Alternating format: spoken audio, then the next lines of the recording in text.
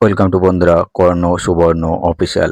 তোমরা ভাবো, চীন থেকে যে একটা মিসাইল আসছে যা 150 কিলোমিটার দূর থেকে ধ্বংস করে দেবে, এমন একটি মিসাইল ব্যবস্থার নাম হচ্ছে, এয়ার ডিফেন্সের নাম হচ্ছে প্রজেক্ট কুশা। আর এই প্রজেক্ট কুশা রিসেন্টলি টেস্ট করেছে আমাদের যে defence research and development organisation, অর্থাৎ ডিআরডিও, উড়িষ্যার যে চাঁদপুর থেকে, যে ফাইনালি যেটার যে 3 নম্বর যে স্টেজ, অর্থাৎ 150 কিলোমিটার রেঞ্জ পর্যন্ত যে টেস্ট সেটা করেছে। তো প্রজেক্ট কোসা হচ্ছে যে S-400 এয়ার ডিফেন্স সিস্টেম যেটা রয়েছে, সেটারই ইন্ডিজিনিয়াস ভার্সন, অর্থাৎ আত্মনির্ভর ভারত স্বদেশি প্রযুক্তিতে তৈরি করেছে আমাদের ডিফেন্স প্রযুক্তি যে সংস্থা রয়েছে, অর্থাৎ ডিআরডিও। তাহলে এই যে মিসাইল সিস্টেমটা আমাদের কেন দরকার ছিল? কারণ তোমরা দেখেছো যে বর্তমান যে 5th জেনারেশন ওয়ার যে যুদ্ধ প্রযুক্তি ব্যবস্থায় মিসাইল ডিফেন্স খুব একটা গুরুত্বপূর্ণ ভূমিকা পালন করে। কারণ অর্থাৎ যে দেশের কাছে আকাশ সব থেকে সুরক্ষিত হবে, বর্তমানে সেই দেশ যুদ্ধে জয়লাভ করবে। অপারেশন সুন্দরের সময় তোমরা দেখেছো যে S-400 কিভাবে কার্যকরী হয়েছে এবং পাকিস্তানকে আমরা হারাতে সক্ষম হয়েছি S-400 এর কারণে। এবং যে অত্যাধুনিক যে মিসাইল সিস্টেম, যেমন আকাশ প্রাইম বা আকাশ মিসাইল সিস্টেম, এর মাধ্যমে পাকিস্তানের কোনো ড্রোন বা মিসাইল ভারতের একটাও ঢুকতে পারেনি। যার কারণ হলো আমাদের এয়ার ডিফেন্স সিস্টেম। আর সেই এয়ার ডিফেন্স সিস্টেমকে আরও উন্নত এবং স্বদেশীয় প্রযুক্তি তৈরি করতে একটা নতুন প্রজেক্ট লঞ্চ করা হয়েছিল, প্রজেক্ট কোসা। প্রজেক্ট কোসায় টোটাল 3টে ভ্যারিয়েশন রয়েছে, M1, M2, M3।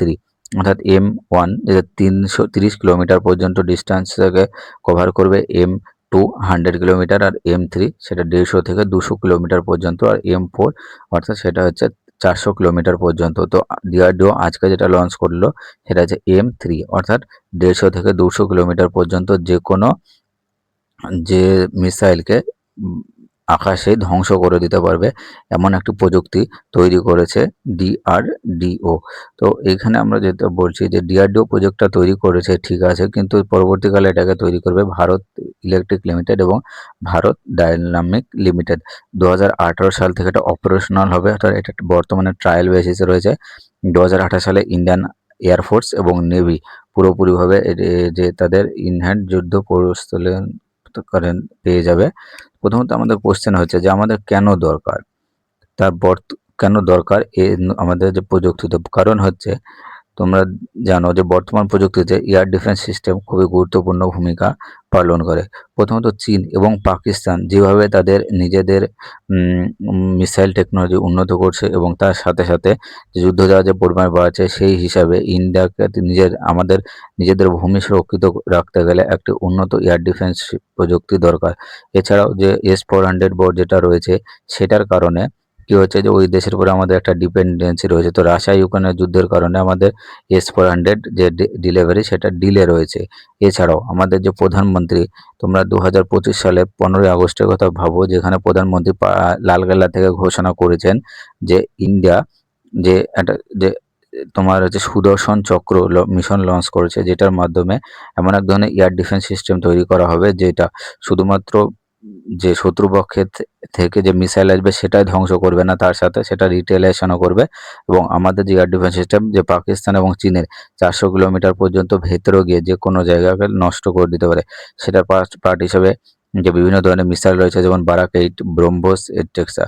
এটা হচ্ছে মেক ইন ইন্ডিয়া সব থেকে গুরুত্বপূর্ণ ভূমিকা পালন করবে। ঠিক আছে, এটা মেক ইন ইন্ডিয়া ইনিশিয়েটিভ, অর্থাৎ যে প্রজেক্ট যে কুশা পুরোপুরিভাবে 100% মেড ইন ইন্ডিয়া, অর্থাৎ ভারতের যে স্বদেশীয় প্রযুক্তিতে তৈরি করাবে এবং এখানে কোনো বিদেশির ওপর ডিপেন্ডেন্সি হতে হবে না। অর্থাৎ যুদ্ধকালীন পরিস্থিতিতে ভারত সরকার বা ভারতের যে সমস্ত কোম্পানিগুলো খুব সুন্দরভাবে সেগুলো ডেভেলপমেন্ট করতে পারবে এবং হয়তো কোনোদিন কোনো সমস্যা হবে না। বর্তমানে জিওপলিটিক্যাল অ্যাসপেক্ট হিসেবে আমরা কোনো দেশের ওপর যখন নির্ভর থাকবো, তখন সেই দেশ আমাদেরকে ব্ল্যাকমেল করার চেষ্টা করবে। যেমন হচ্ছে রাশিয়া এখনো পর্যন্ত S-400 এর সবগুলো ব্যাটারি দেয়নি, এখনো দুটো রয়েছে, সেটা 2028 সাল পর্যন্ত হবে।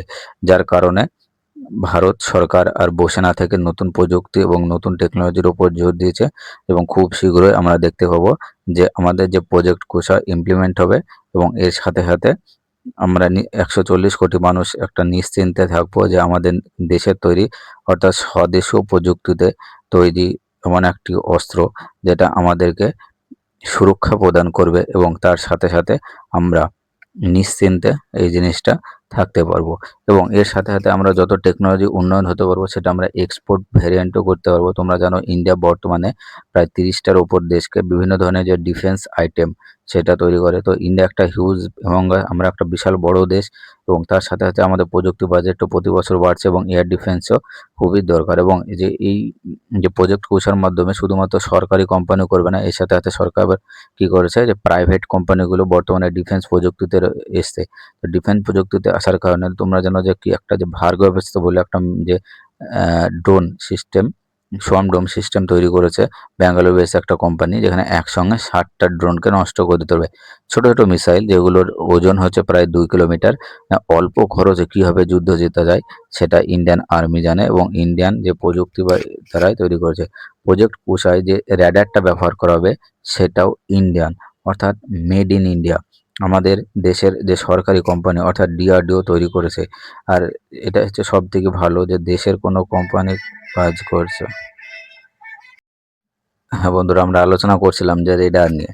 তো এই যে প্রজেক্ট কুশায় যে রেডারটা ব্যবহার করা হবে সেটা পুরোপুরিভাবে মেড ইন ইন্ডিয়ার তৈরি রেডার। অর্থাৎ এই রেডার অর্থাৎ ভারতের বসে থেকে যে 800 কিলোমিটার পর্যন্ত, 800 থেকে 1000 কিলোমিটার পর্যন্ত যে কোনো ধরনের যে অ্যাক্টিভিটি সেগুলো মনিটর করতে পারবে, এবং এই রেডারের মাধ্যমে বুঝতে পারবে, যার কারণে S-400 মিসাইল বা প্রজেক্ট কুশা যে মিসাইল থেকে মিসাইল লঞ্চ করা হবে। তো এটা আমাদের ভারতবর্ষ 140 কোটি মানুষের পক্ষে খুবই গর্বের বিষয় যে প্রজেক্ট কুশা লঞ্চ হচ্ছে। এবং এর সাথে সাথে আমাদের দেশে আরও কিছু কিছু প্রজেক্ট লঞ্চ হচ্ছে যেগুলো সরকার যে প্রাইভেট কোম্পানিকে দিয়েছে। বিশেষ করে ড্রোন টেকনোলজি, অর্থাৎ 2014 সালে এখানে আমাদের দেশে যে ডিফেন্স স্টার্টআপের পরিমাণ ছিল 10 থেকে 12 জন, বর্তমানে সেই ডিফেন্স স্টার্টআপের পরিমাণ রয়েছে প্রায় 10,000-এর কাছাকাছি ডিফেন্স স্টার্টআপ রয়েছে। অর্থাৎ ছোট ছোট কোম্পানিগুলো, বিশেষ করে ছোট ছোট কোম্পানি বা ছোট ছোট স্টার্টআপ তৈরি করেছে। বর্তমানে যে হাইপারসনিক যে মিসাইল ধ্রাবিনী সেটাও একটা প্রাইভেট কোম্পানি ডেভেলপ করেছে। তাছাড়া রিসেন্টলি একটা যে ড্রোন টার্বো জেট ইঞ্জিনের যে ছোট্ট সেটা তৈরি করছে আমাদের দেশেরই যে একটা ডিফেন্স ফার্ম।